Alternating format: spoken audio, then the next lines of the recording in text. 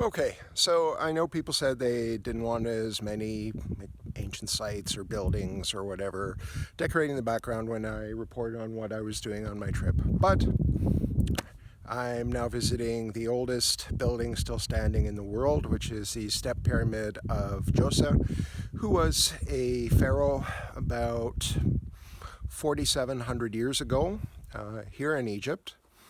I'm at Saqqara, which is a large site, large archaeological site. It was the primary burial area during the Old Kingdom of Egypt, which means approximately from 3000 BC till about 800 or 900 years later. There are some New Kingdom tombs from about 700 to 1,000 years after the end of that period. But for the most part, this area is known for its Old Kingdom tombs and for the step pyramid behind me. And some of the earlier attempts, you may be able to see some of them way in the background behind me. It's a bit hazy today. Actually, it's a bit better now than it was earlier in the day. There's an earlier attempt, mastaba as they're called.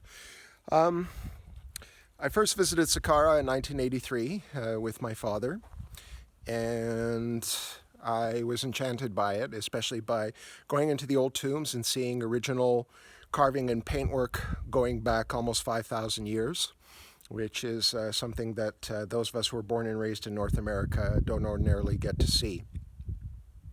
So you see everything from mummification dances where priests were preparing bodies for burial and, more importantly, for an eternal afterlife for the pharaohs, for their families, for nobles, for high officials, and so on. It is really quite spectacular. I was here again 21 years ago.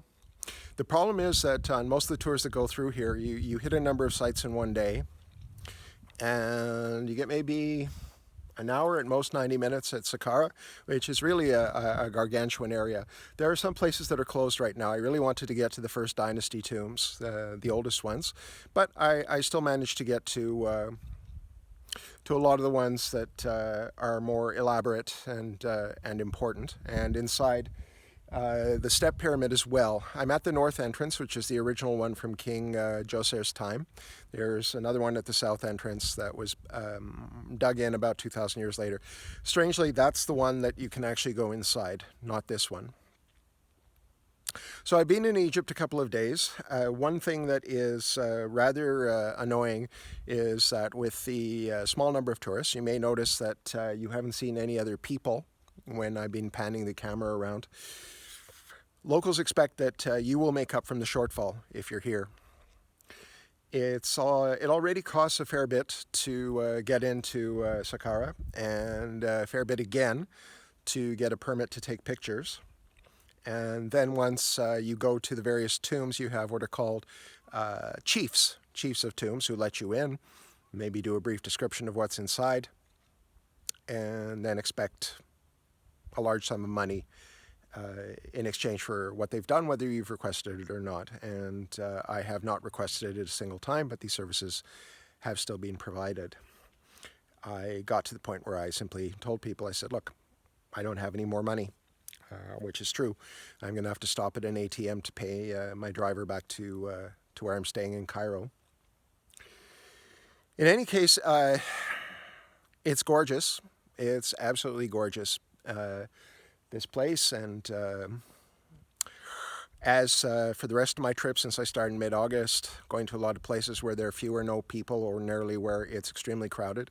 I'm going to try to go to Giza probably tomorrow to see the Great Pyramids. I expect there'll be more people there, but still nothing compared to the previous times that I went to the Giza Plateau.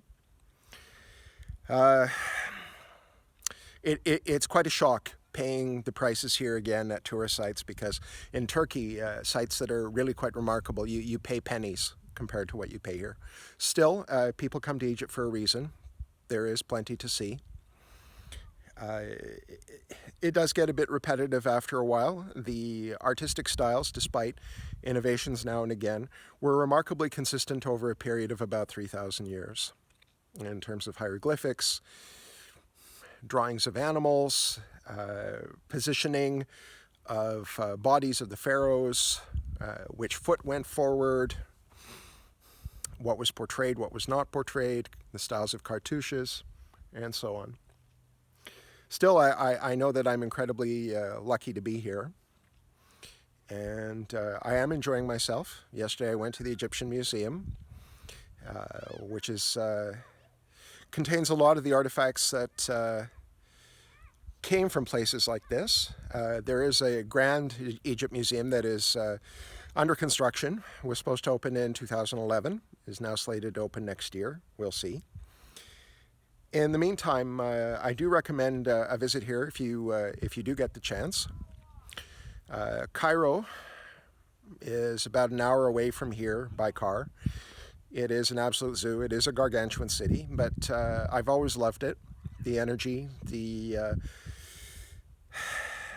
pace, the food, a lot of good food of various kinds. The people, I don't know why, something in Cairenes appeals to me. And just the fact of being here is remarkable. So I guess I'll put up with some of the more obnoxious behavior that one tends to encounter in these places. And let's see, going to some more sites, and then on the 6th, in 3 days, I am taking a very long train ride during the day to Aswan in southern Egypt to relax and get my bearings and see if I can find a way to perhaps cross the border into Sudan, which, despite recent troubles, is an emerging tourist destination and actually has more pyramids than Egypt does, although they are smaller. This is what I'm up to.